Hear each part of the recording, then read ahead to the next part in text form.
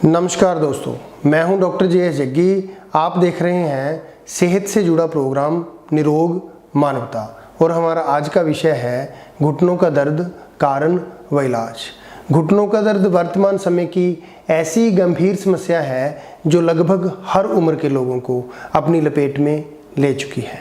मरीज जब डॉक्टर के पास जाता है, डॉक्टर एक्सरे करके बताता है कि घुटने घिस गए हैं, जिस कारण गैप बढ़ गया है या गैप कम हो गया है या फिर ग्रीस खत्म हो गई है।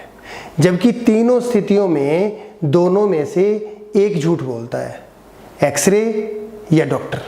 असल में एक्सरे बना है टूटी हुई हड्डी की अंदरूनी स्थिति दर्शाने के लिए, क्योंकि एक्सरे सभी मांसपेशियों को हटाकर अंदर से सिर्फ हड्डी की ही फोटो खींचता है ताकि प्लास्टर लगाते समय आसानी रहे और हड्डी जुड़कर टूटने से पहले की स्थिति में वापस आ जाए।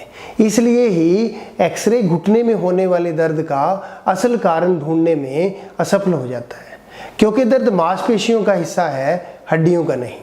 फिर साथ ही शुरू हो जाता है कैल्शियम, पेन किलर्स, ग्रीस पैदा करने वाली दवाइयाँ और देसी टोटकों का दौर, जो आखिर में घुटने बदली करवा के ही समाप्त होता है। यही कारण है कि दुनिया में नी रिप्लेसमेंट के नाम पर हर साल अरबों का कारोबार किया जाता है, जबकि घुटने बदलवाने की स्थिति तब पैदा होती है जब यूरिक एसिड के कारण ग्रीस पैदा करने वाली ग्रंथियां सूख जाएं और साथ ही उम्र बढ़ने के कारण ग्रंथियां बूढ़ी भी हो जाएं और इनमें ठीक होकर दोबारा ग्रीस पैदा करने की शक्ति ना रहे।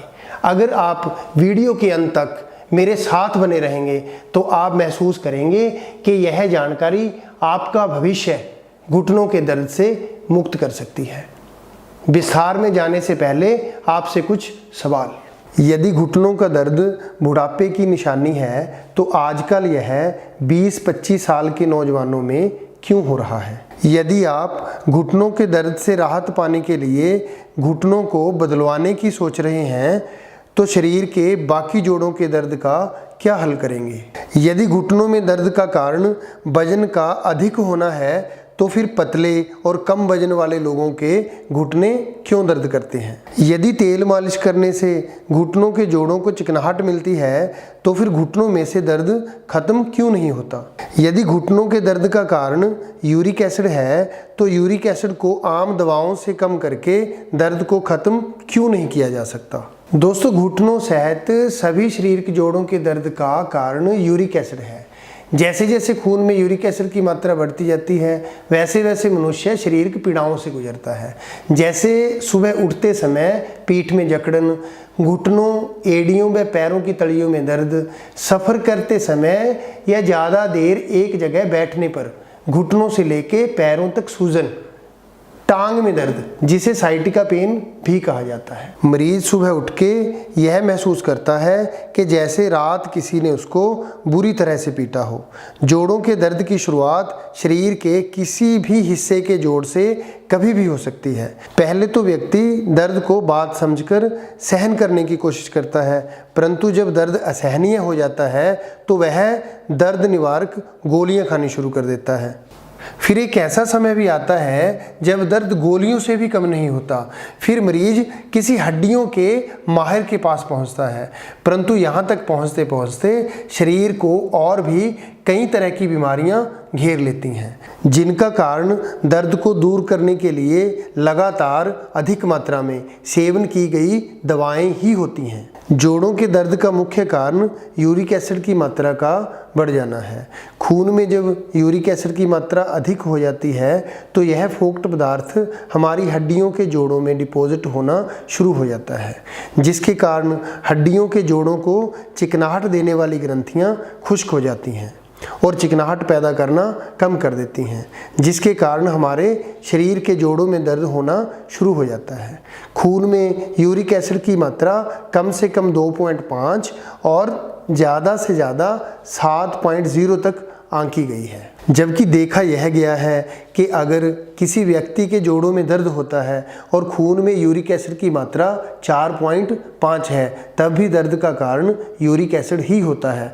आम दवाओं से यूरिक एसिड को खून में से तो कम किया जा सकता है, मगर जोड़ों में से नहीं निकाला जा सकता। इसीलिए ही लंबे समय तक दवाओं का सेवन करने के बाद भी यूरिक एसिड का टेस्ट करवाने पर मरीज चिंताग्रस्त हो जाता है, सोचता है कि यूरिक एसिड तो नॉर्मल है, पर जोड़ों में दर्द अब भी उसी तरह ही होता है। जबकि इलेक्ट्रोपैथिक दवाओं से हड्डियों के जोड़ों में डिपॉजिट हुए यूरिक एसिड को खोलकर पेशाब के रास्ते शरीर से बाहर निकाल दिया जाता है, जिस कारण खुश्क हुई ग्रंथियां ज़रूरत के अनुसार फिर से चिकनाहट पैदा करना शुरू कर देती हैं और घुटनों सहित शरीर के सभी जोड़ों का दर्द ठीक हो जाता है। यूरिक एसिड से गठिए तक।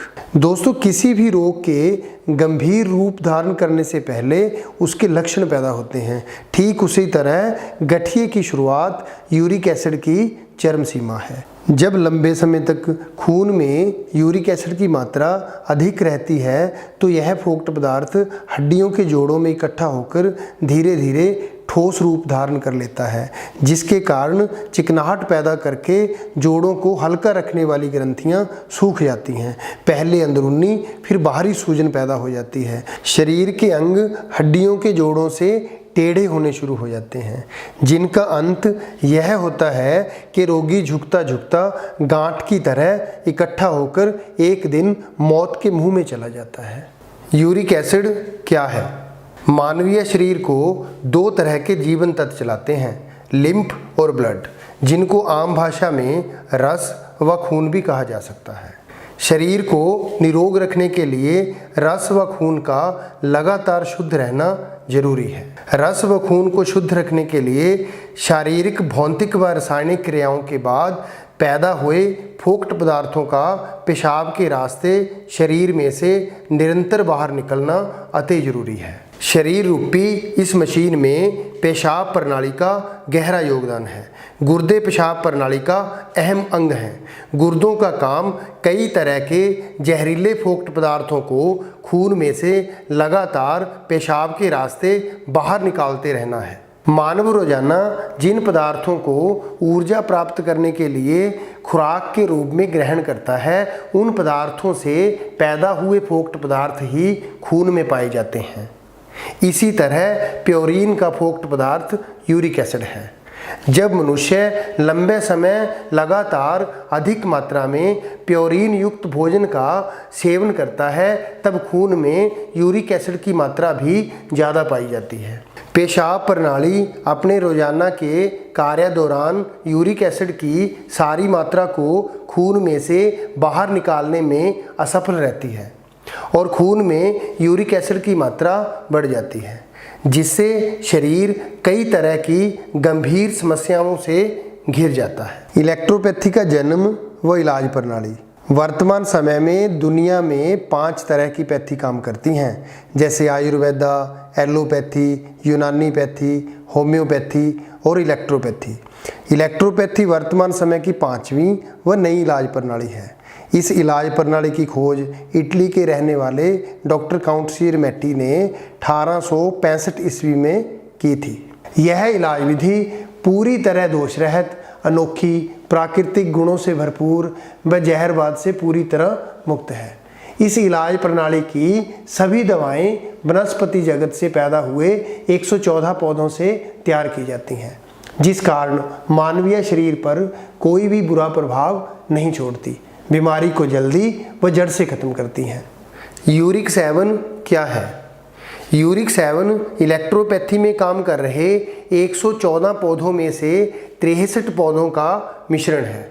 यूरिक 7 तैयार करने में मुझे लगभग 5 वर्ष का समय लगा। इसका प्रयोग मैंने 5 वर्ष में लगभग 3000 मरीजों पर किया, पर मुझे पूरी तरह सफलता जनवरी 2008 में मिली। बहुत सारे जोड़ों के दर्द से पीड़ित मरीजों को ठीक करने के बाद मैंने यूरिक एसिड को ही जोड़ों के दर्द का कारण पाया है। यूरिक एसिड की 2.5 से थोड़ी ज़्यादा मात्रा भी जोड़ों के दर्द का कारण हो सकती है।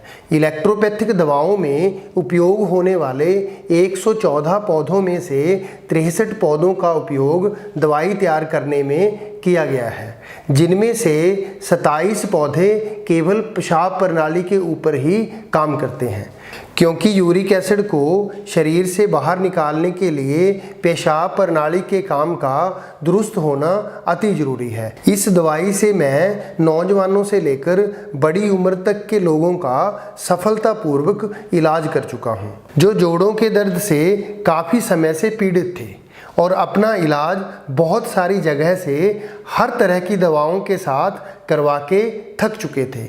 मेरा विश्वास है कि यूरिक 7 जोड़ों के दर्द के विषय में दुनिया में क्रांति लेके आएगी। यूरिक 7 काम कैसे करती है? दोस्तों, यूरिक 7 रंग रूप से बिल्कुल पानी की तरह है। जब हम दवाई पी लेते हैं, कुछ समय बाद ही दवाई का कंटेंट खून में चला जाता है। खून पूरी बॉडी में सर्कुलेट होता है। जहाँ कहीं भी यूरिक एसिड डिपॉजिट हुआ मिलता है, दवाई उसे खोलकर खून में मिला लेती है।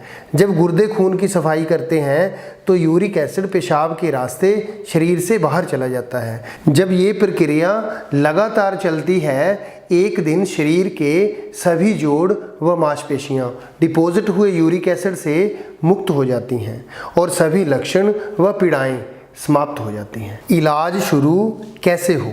दवाई शुरू करने से पहले किसी भरोसेयोग्य लैब से खून के 4 तरह के टेस्ट करवाने जरूरी हैं, जैसे uric acid, RA factor, urea, creatinine. Test reports study करके और आपकी समस्याओं पर डिस्कशन करके तुरंत फैसला हो जाएगा कि आप कितने समय में हमेशा के लिए ठीक हो सकते हैं।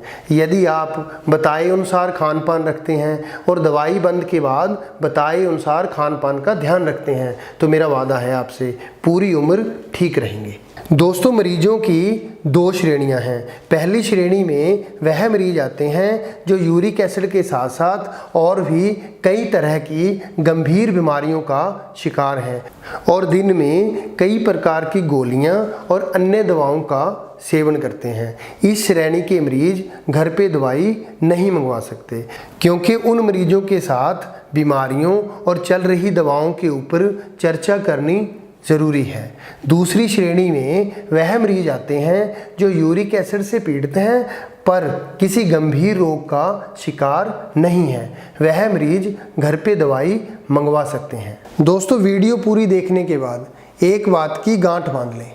अगर आपका पहले ही कहीं से इलाज चल रहा है और इलाज पर आपको पूर्ण भरोसा है कि इलाज बंद करने के बाद आप पूरी तरह से ठीक रहेंगे, तो आपको इलाज बंद नहीं करना चाहिए।